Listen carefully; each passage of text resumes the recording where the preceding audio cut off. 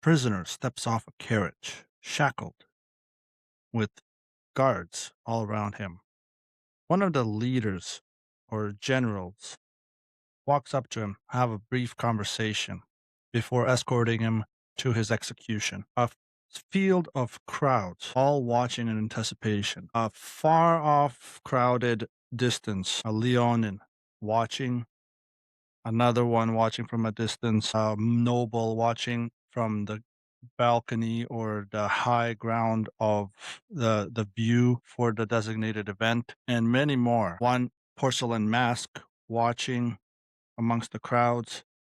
Nothing, no expression, just the mask, white, red hair. And amongst this brief conversation, the guard escorts the prisoner to his noose. The noose placed on around his neck.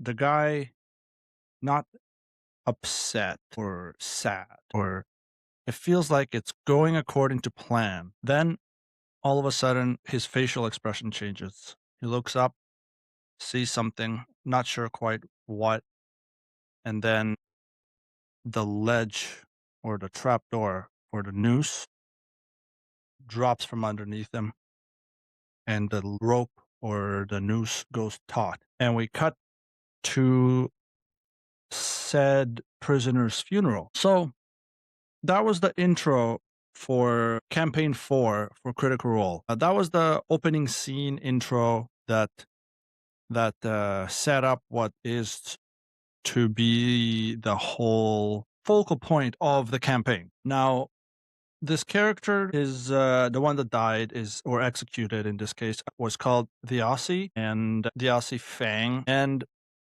what's funny to me is I'm just gonna like point this out real quick because for me, anytime I hear this name, to me it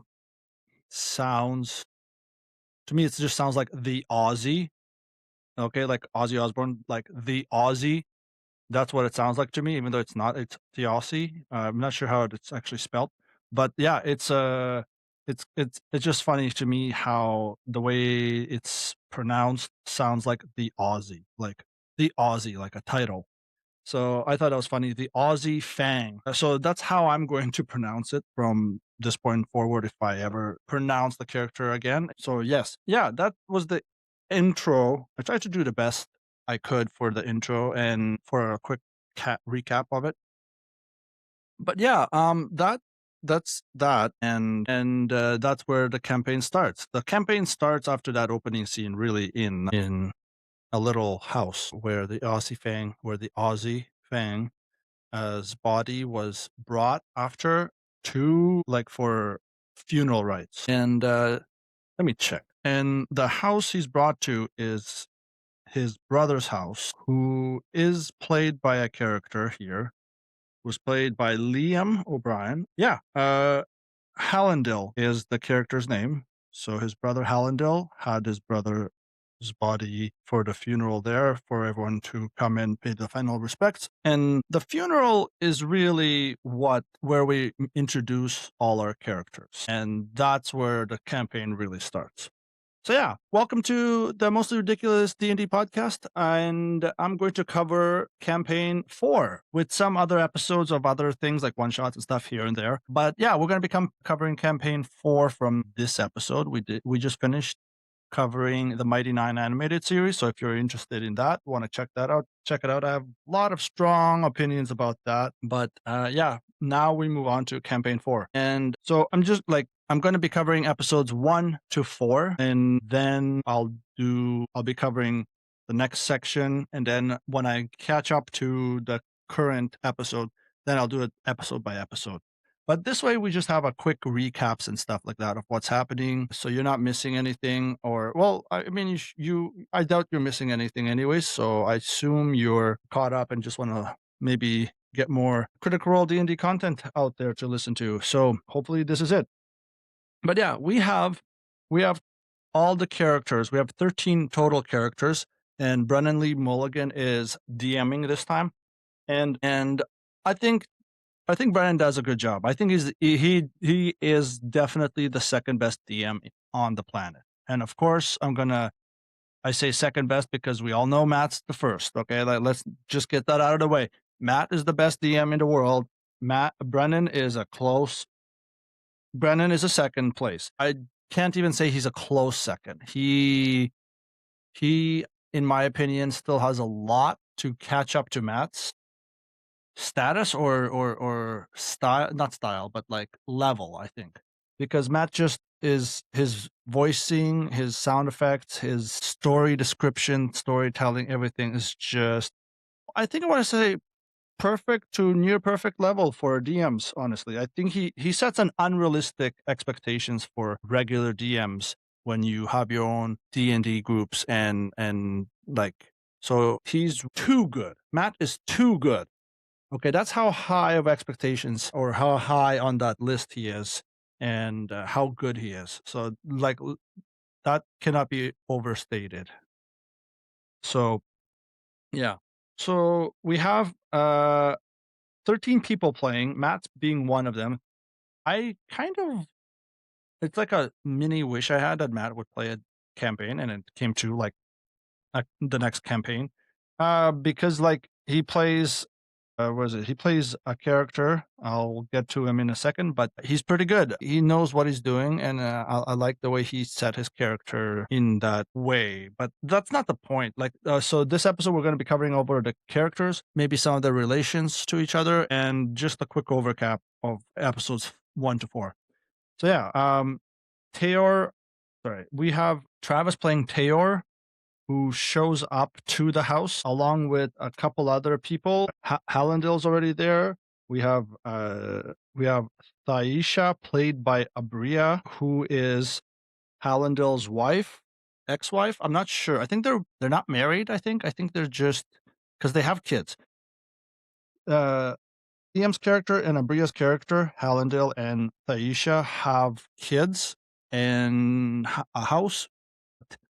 Taisha is the adventurer, the one going on the adventures. Like she's the camping character, adventure, while and she's visiting back for his funeral, and it's a little interesting. I have a lot of opinions about Abria's character myself and the whole relationship. But yeah, so there's Hallandale, his wife Thaisha, that's there. But then we have a couple of people show up. We have Octis, played by Alex Ward, and he is like this. I honestly forget what his character or class is. I'm not. I'm gonna try to remember what the classes are for these characters, but if I don't remember, it's not a big deal because if you're following it, you know already. And some of them were confusing, like Sam's character. And if you know what I mean, like that's I'll get to it in a second too. So Octus shows up with Thaisha, and then a few more. I'm not sure in particular order what these characters show up, but yeah, Octus shows up. Then we have Tayor show up. Then we have, let's see, we have Balair character show up, which is Talison's character.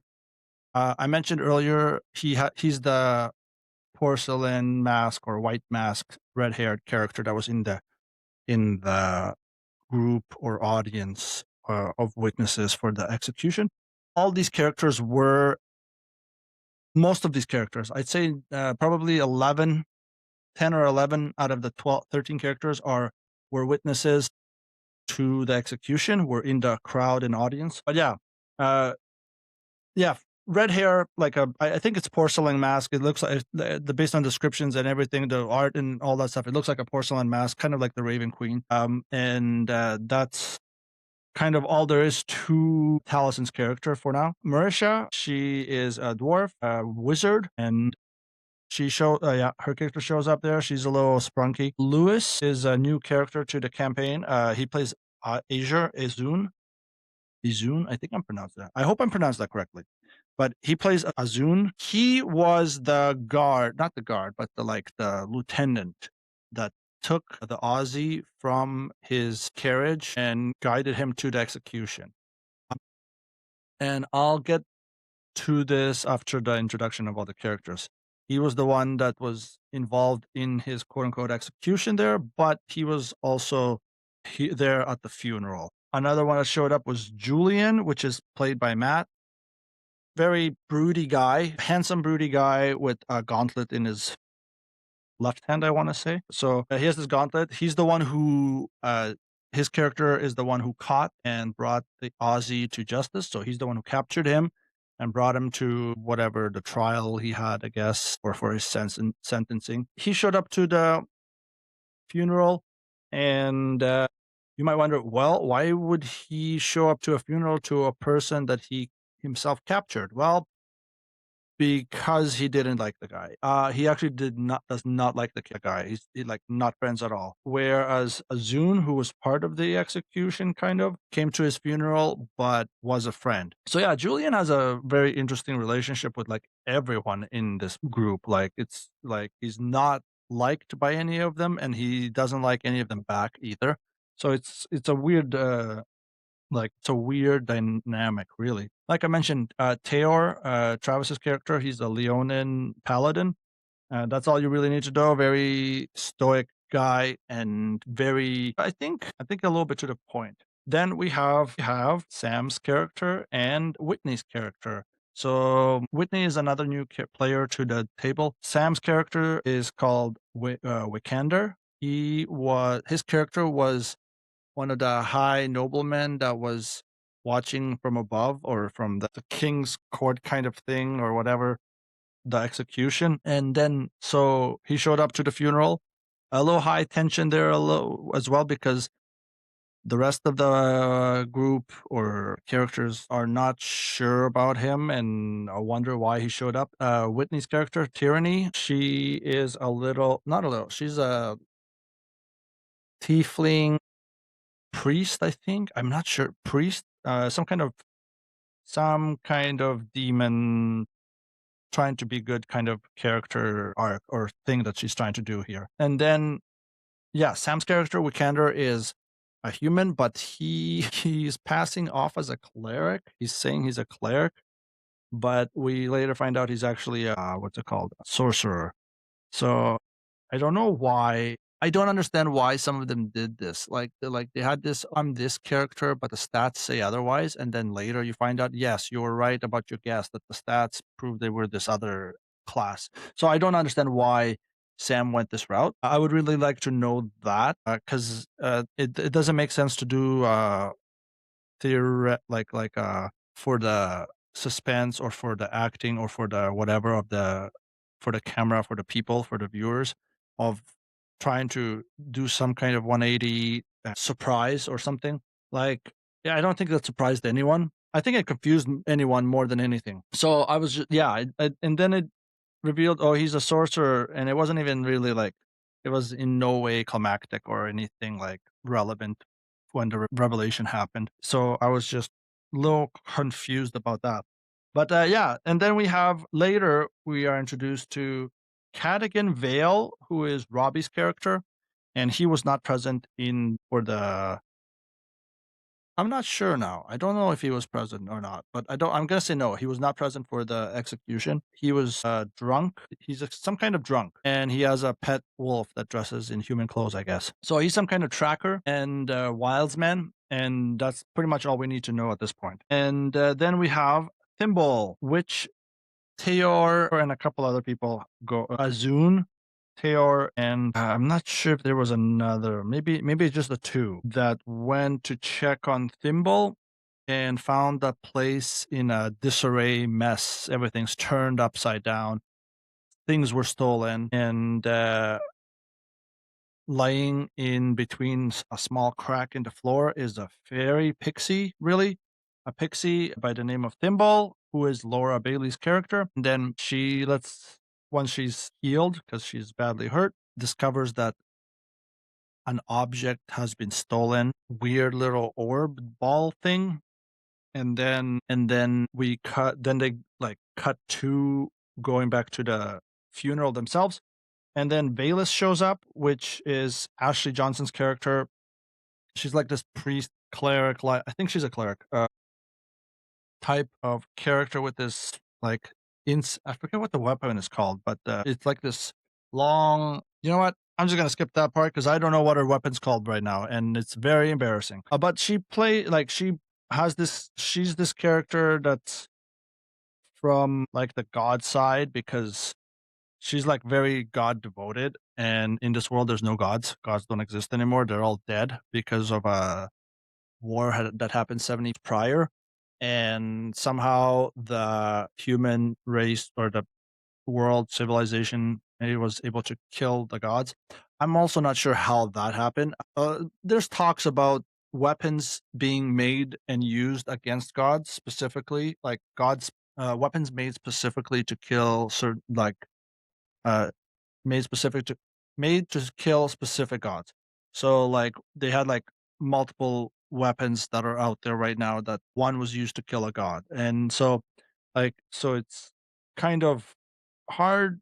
It's still unclear of one where they all are and what's happening and what is to be done with them later because I'm assuming they're going to do something with them throughout the campaign. And I say there's no gods, but there's a war and stuff like that. Yes, that probably should answer your question. We are not on Exandria anymore. We're on a different world. And so it's a completely different world and we have like completely different landscape and the way the world is run.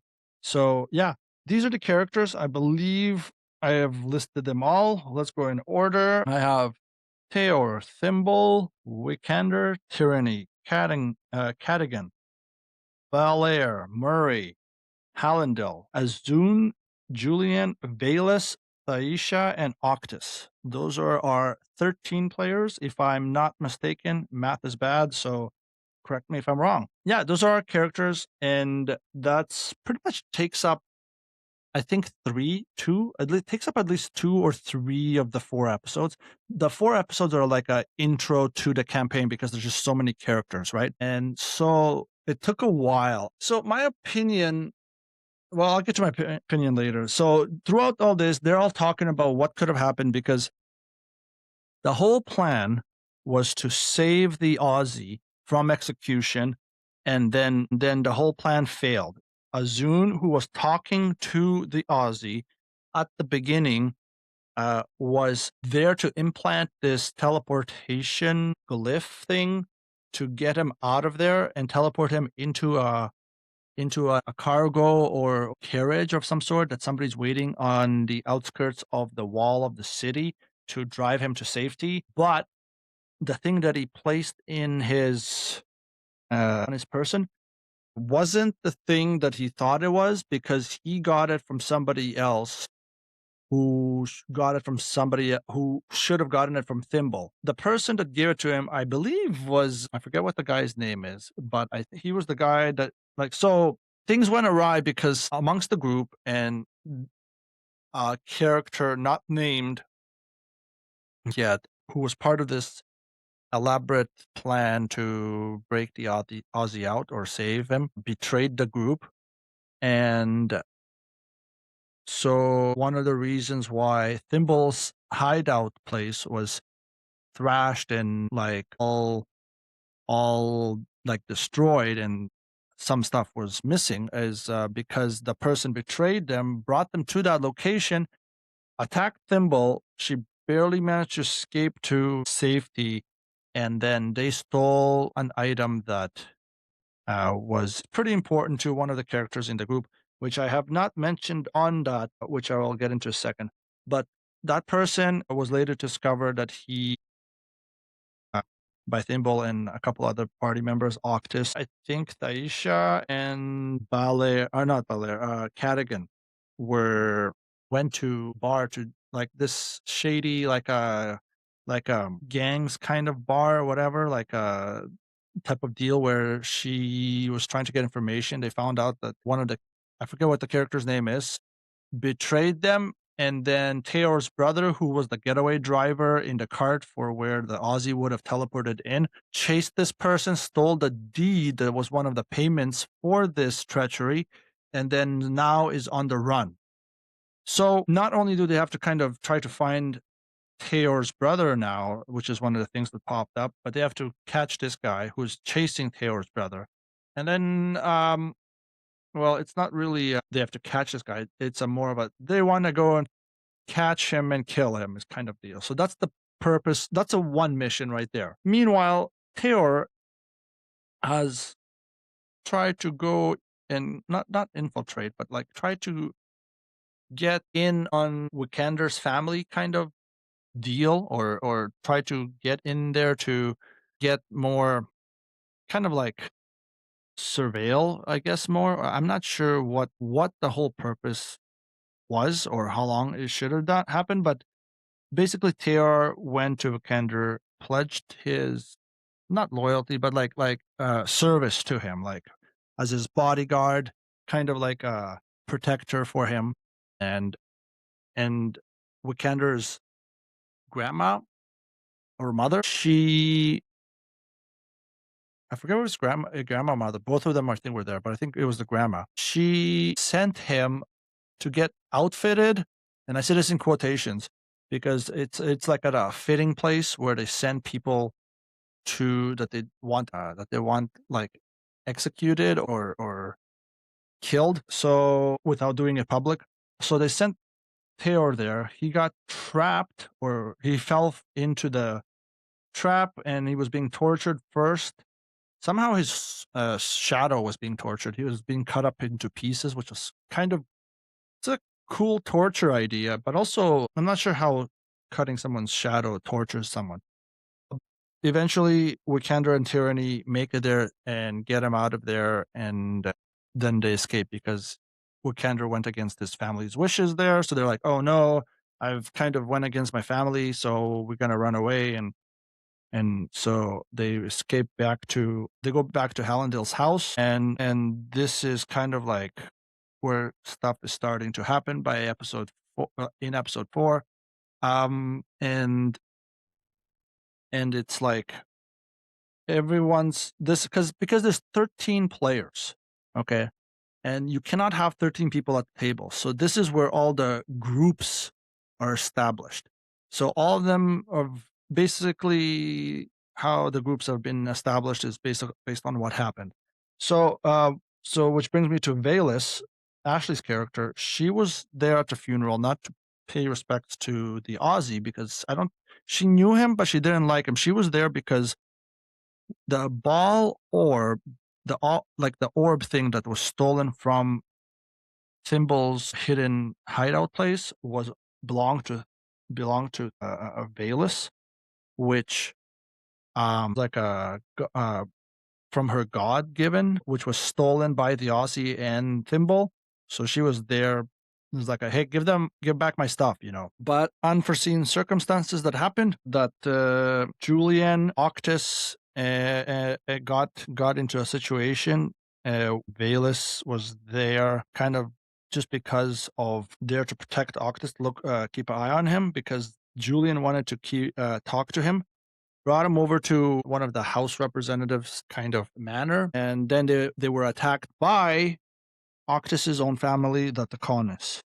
So his father came in, brother, and a couple others, plus a lot of ghouls, and so there was just a big lot of. It was a pretty cool fight. There was a lot. Julian's dad was there, who was brutally murdered. I'm not gonna go into the details of the whole how Brennan described one of the most brutal murders I've ever heard in my life. And then they were joined by Thaisha because because they were separated at a time, point. And Thaisha came in and was like, "Where's Octus?" And heard that he's with Julian. So because she doesn't like Julian, they have beef together. She went to go and retrieve Octus. When she arrived during this brutal assault, helping everyone escape, after Octus was already killed by his brother, and then had the orb that was stolen shoved right up into his crevice, and then I'm not sure what the point of that was. I think I missed what the point of that was. I'm not sure, but they escaped with his dead body, and then he was kind of resurrected. He was resurrected by this orb thing, and I think he is a necromancer now. I think that's the general consensus, is that he's a He came back as a necromancer. So now I think we have a necromancer in the group. So as you can tell, based on the way I've been describing it, hopefully I described it fairly well enough to grasp. Oh, these are the groups now. So yes, Julian, Valus, Thaisha, and Octis are one group. They are I'm not sure the full the full group name, like the names for each of them, but they are on there's like three different groups. There's the soldier group, and then there's the I want to call the role playing group, and then there's the espionage group. These are the espionage group where they're going to infiltrate and get information on like I'm not sure how they're going to do it because they haven't done a story yet. There was this attack. They kind of joined up with group 2, which was again Bolair, Murray, Hallandil, and Azun. So those are Taliesin, Mercer, Liam, and Lewis is group 2. So they are another group that saw kind of what happened with group 3, and they convened together, and then that's kind of where that group or the story with that group ended. But those are the two groups. The other group, as you can tell, yeah, Theor, Thimble, Wikander, Tyranny, Cadigan. They're the soldier group. They're the ones who just want to play combat. They want to go in and like just kill shit, pretty much. They're the murder hobos without the murdering so much, if that makes sense, because they're not just killing everything, but like obviously they're more combat focused group. And so they're the ones who are going after Theor's brother Sid, who is chased by, I forget the guy's name, but the betrayer, I'm gonna call him the betrayer. Anyways, the betrayer's chasing Sid, they're trying to catch up to Sid to protect them and kill the betrayer guy. And so they do eventually like do their thing, but that's a episode 5 to 10 thing, so I'll cover that in the next episode. But for now, that's how it is. The groups have been formed, and each of them kind of knows what they're doing. They know what their strategy or what their plan are.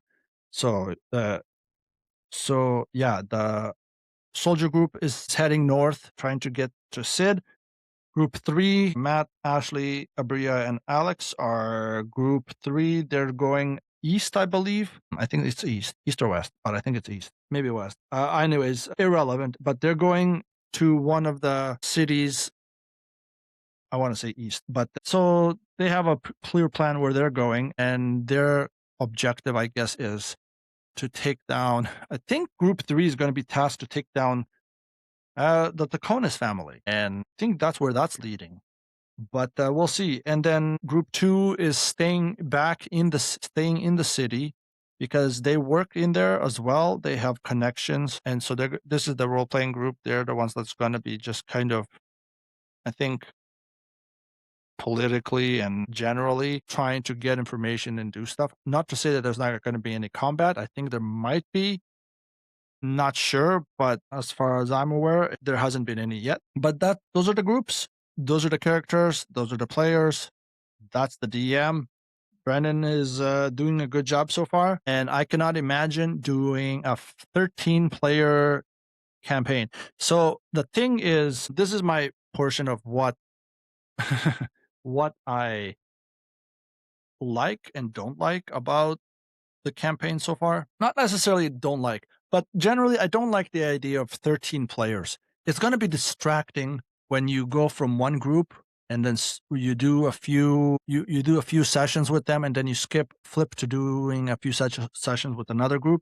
It kind of draws out of the whole immersion. It distracts you because you have to put one story on pause to catch up in another story, right? And then another, not issue, but I was like, little thing that popped up for me is like, so Thaisha and Hallandil have a kid, but Hallandil he was like the stay-at-home dad, work, take care of the kids and house, like all fine, but she went out adventuring and doing this other stuff. So doesn't that make her like a deadbeat mom essentially? Because they're not married, they're not like whatever, but she doesn't support the kids as much, at least that I'm getting. It doesn't there's I don't there's no nothing's been mentioned that she's adventuring because she's trying to earn money or make money to send home for her family, right? None of that's been mentioned that I can remember. Unless I missed the spot, I don't recall anything like that being mentioned. So it kind of makes her like a deadbeat mom to me, at least. I'm not sure what like because she wants her adventuring life, but I'm like, but why did you have kids then? You had kids, then you decided to go adventuring. It's kind of weird.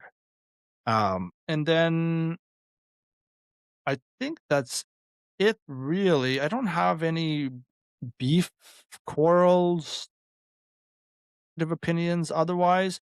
I think that's more or less everything. Yeah, I'll have more opinions later. I think the 13 player thing is just kind of unnecessary. I did call it at first. I was like, how are they going to do 13 players? You can't fit 13 players at a table. And then I thought they're going to probably switch between people. It's going to be, and I was right. They're switching, they're making three groups and switching groups between, I guess, every few or every so often of like, depending on how many sessions they do with each group. But that's that. So that's episode 1 to 4. It's pretty simple. Nothing major happens, but a lot of small things happen that seem like it's major. The fight at the Taconis, not Tacon, the Taconis attack at the one manor was pretty brutal, very interesting, terrifying, and I can't wait to see where that goes. I think overall, my favorite group is probably uh, that's a tough choice. That's a tough choice. I think my favorite group is going to be the Travis and Laura's group. It's going to be the Knights group. So, because I also like combat. I also like combat playing myself. So I prefer more combat playing than really role playing. But I do like role playing sometimes. Yeah, it's just a preference.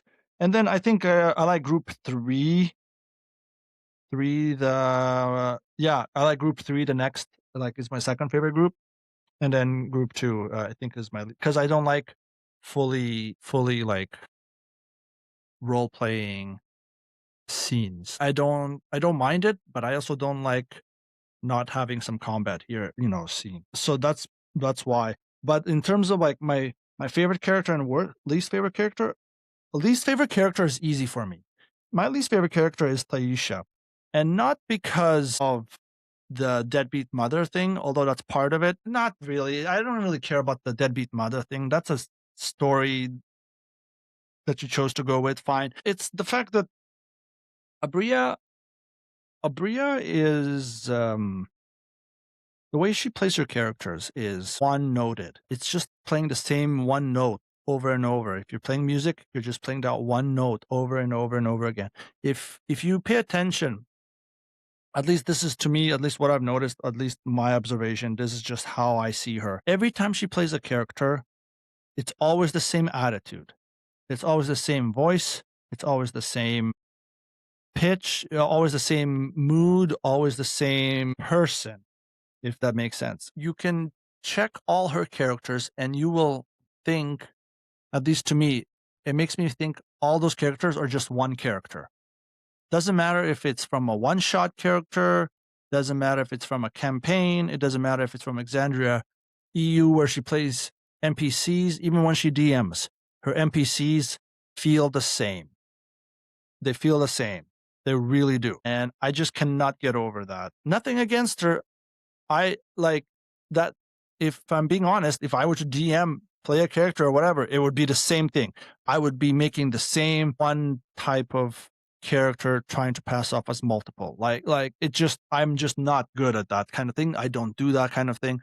But to me, that's just how she comes off. And so it makes her characters very boring when she does them the same. Same bitchy character. Same attitude across multiple gameplays. It's not something I want to watch over and over. Okay. Best character, I got to be honest. Taylor, Travis that has done it again. Pretty fucking cool character. Again, I don't think he's ever made a bad character in my opinion. We have Grog, one of the best characters out there. We have Ford, which if you can't tell if you're watching a video, look, I have up there, if you can see that. I have the Ford statue from the collector, what's it called? From the Sideshow Collections partnership they had. Chitney and even Bell Bertram. Bell Bertram himself, like any character he makes is just crazy good, crazy funny. He's a funny guy. Same thing with Sam. And that's why I think he's my favorite group because Sam makes just these funny characters, unique characters. He's in this campaign, he's playing kind of a bitch character, which is fantastic. I like it. It's funny. Character is like a wimp who wants to be peaceful, but like he can't. Anyways, it's just funny. And then I also love playing like watching Laura play. So it's just kind of a best of both worlds. Travis, Laura, and Sam, great. Robbie, I'm indifferent. He's there. Like the character is neither memorable nor forgettable. He's there. Like Cadigan hasn't done anything special or anything that makes me bump him up to the top 5 characters or something like that, if that makes sense. Belair is up there. I like Belair a lot. I don't like Murray. She might be one of my least on the list here. Julian's up there, I think, on my top. I think Taylor, Thimble, Belair, Julian, and I think Dallas might be my top 5. Yeah. And then, yeah, I think just Octus is interesting. I can't wait to see where Octus goes. I like that character too. But I think Taisha being my least favorite. And then, honestly, Murray might be my second least favorite character so far. It might grow on me. Like past campaigns, characters have been my least favorite, and then they've quickly grown to be like some of my top favorites. So I'm like, maybe that will happen too. But currently, that's where my rankings stand for favorite characters. And I think it's time to bring this episode to an end. Yeah, let me know what's your favorite character. Just leave a comment, leave a review if you're listening anywhere, a comment or thumbs up if you're watching on YouTube. And let me know what your favorite characters and what's your least favorite characters. Do you agree with my fairly harsh Abria observation, or do you agree with it? Or maybe you just haven't noticed it, and now that I bring it up, maybe you're like, shoot, you're kind of right. Or maybe you're like, you're an idiot, you're wrong. Let me know either way. But that's that. Yeah. Next episode, we're gonna talk about episode 5 to 10. Yeah. I'll see you in the next one. And is it Tuesday yet? See ya.